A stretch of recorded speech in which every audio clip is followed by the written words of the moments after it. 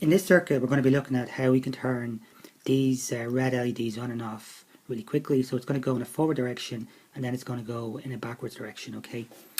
So what I'm using here is an Amiga 328 microcontroller, okay? And I'm using pin number 12, 13, 14 and 15. If you look at the pin layout of this particular microcontroller, you will see that pin 12 corresponds to digital pin 6, pin 13 corresponds to digital pin 7, pin 14 corresponds to digital pin 8, and pin 15 corresponds to digital pin 9.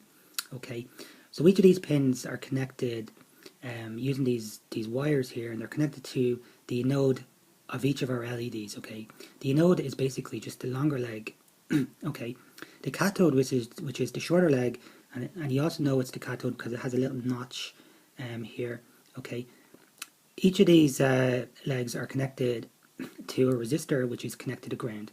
Okay, these are just resistors I had to hand. There's two 270 ohm resistors and two 560 ohm resistors. Okay, and that's it. Okay, so if you've seen my previous video, Arduino on the breadboard, you will know that this is a USB to serial converter. I just leave it connected up like that, so it just saves me time in terms of where I don't have to reconnect it if I want to upload sketches to the microcontroller. Okay, so I just leave that there. So I'm going to now add power from the battery, and we'll see the effect that we get when I do that. Okay.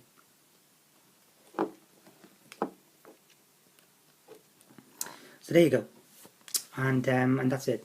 Okay.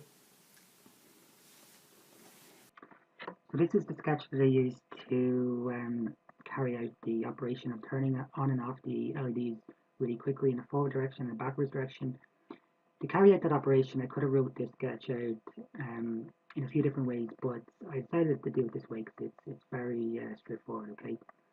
So what we have here is an LED pin array. Okay, where I have digital pins 6, 7, 8, 9 in there. Okay.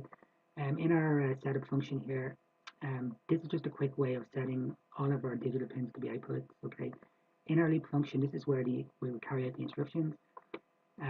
Again, using a for loop that runs through each of the LEDs in turn and turns them on and off um, for about 450 milliseconds. Okay.